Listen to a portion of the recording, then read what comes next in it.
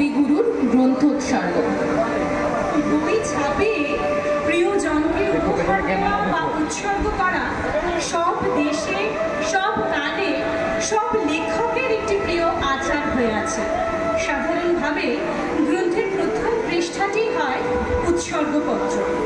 রবীন্দ্রনাথ ঠাকুর তার 143 খানি গ্রন্থের মধ্যে 61 খানি গ্রন্থ উৎসর্গ করেছেন। কবিগুরু তার শৈশব সঙ্গীত কাব্যগ্রন্থটি তোমাকে অর্থাৎ কাদম্বিনী দেবীকে উৎসর্গ করেছিলেন 1884 সালে। সেই প্রসঙ্গে তিনি লিখেছেন, এই কবিতাগুলি তোমাকে দিলাম, বহু কাল হইল তোমার কাছে বসিয়াই লিখিতাম, তোমাকেই শুনাইতাম। সেই সমস্ত স্নেহের স্মৃতি ইহাদের মধ্যে বিরাজ করিতেছে। তাই মনে হইতেছে তুমি যেখানেই থাকো না কেন এই লেখাগুলি তোমার চোখে পড়িবেই। কবিগুরু প্রকৃতির প্রতিশোধ এই নাটকটিও কাদম্বিনী দেবীকে 1884 সালে উৎসর্গ করেছিলেন। সেই প্রসঙ্গে তিনি লিখেছেন, গত বৎসরকার বসন্তের ফুল লইয়া এ বৎসরকার মালা গাঁথিলাম, যাহার নয়ন কিরণে প্রতিদিন প্রভাতে এই ফুলগুলি একটি একটি করিয়া ফুটিয়া উঠিত, তাহারই চরণে ইহাদিগকে উৎসর্গ করিলাম। ভানুসিংহ ঠাকুরের পদাবলী কাব্যগ্রন্থটিও তিনি কাদম্বিনী দেবীকে উৎসর্গ করেছিলেন। সেই প্রসঙ্গে তিনি লিখেছিলেন, ভানু সিংহের কবিতাগুলি ছাপাইতে তুমি আমাকে অনেকবার অনুরোধ করিয়াছিলে, তখন সে অনুরোধ পালন করি নাই। আজ ছাপিয়াছি, আজ তুমি আর দেখিতে পাইলে না। নিভৃত এ চিত্ত মাঝে নিমেষে নিমেষে বাজে জগতের তরঙ্গ আঘাত। ধ্বনিত হৃদয়ে তাই মুহূর্ত বিরাম নাই, নিদ্রাহীন সারা দিন রাত। সুখ দুঃখ গীত স্বর ফুটিতেছে নিরন্তর, ধ্বনি শুধু, সাথে নাই ভাষা। বিচিত্র সে কলরলে ব্যাকুল করিয়া তোলে, জাগাইয়া বিচিত্র দুরাশা। এ চিরজীবন তাই আর কিছু কাজ নাই, রচি শুধু অসীমের সীমা। আশা দিয়ে, ভাষা দিয়ে, তাহে ভালোবাসা দিয়ে গড়ে তুলি মানসী প্রতিমা।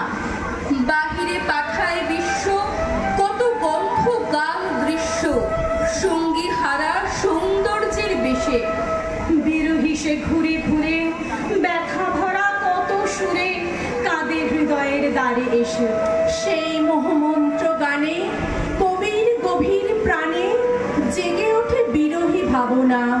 ছাড়ি অন্তঃপুরবাসে সলজ্জ চরণে আসে মূর্তিমতি মর্মের কামনা। অন্তরে বাহিরে সে ব্যাকুলিত মিলনে কবির একান্ত সুখোচ্ছ্বাস। সেই আনন্দ মুহূর্তগুলি তব করে দিন তুলি, সর্বশ্রেষ্ঠ প্রাণের প্রকাশ। সাধারণ মেয়ে কবিতায় কবিগুরু শরৎচন্দ্র চট্টোপাধ্যায়কে সরাসরি শরৎবাবু উল্লেখ করে লিখেছেন, তোমাকে দোহাই দিই, একটা সাধারণ মেয়ের গল্প লেখো তুমি। বড় দুঃখ তারও স্বভাবের গভীরে অসাধারণ যদি কিছু তলিয়ে থাকে কোথাও, কেমন করে প্রমাণ করবে সে? এমন কজন মেলে যারা তা ধরতে পারে? কাঁচা বয়সের জাদু লাগে ওদের চোখে, মন যায় না সত্যের খোঁজে। আমরা বিকিয়ে যাই মরিচিকার দামে। সত্যেন্দ্রনাথ দত্ত নামের কবিতায় কবিগুরু লিখেছিলেন, বর্ষার নবীন মেঘ এলো ধরণীর পূর্ব দ্বারে, বাজাইল বজ্র ভেরি। হে কবি, দিবে না সারা তারে তোমার নবীন ছন্দে? আজিকার কাজরি গাথায় ঝুলনের দোলা লাগে ডালে ডালে পাতায় পাতায়। বর্ষে বর্ষে এ দোলায় দিত তার তোমার যে বাণী, বিদ্যুৎ নাচন গানে সে আজি ললাটে করহানি। বিধবার বেশে কেন নিঃশব্দে লুটায় ধরে পড়ে, আশ্বিনে উৎসব সাজে শরৎ সুন্দর শুভ্র করে। শেফালির সাথী নিয়ে দেখা দিবে তোমার অঙ্গনে। প্রতি বর্ষে দিত সেজে শুক্ল রাতে জ্যোৎস্নার চন্দনে। তাই দিয়ে আর বার পাই যেন তব অভ্যর্থনা, অমর্ত্য লোকের দ্বারে ব্যর্থ নাহি হোক এ কামনা। তার সকল গ্রন্থোৎসর্গের সার সত্য ও মর্মবাণী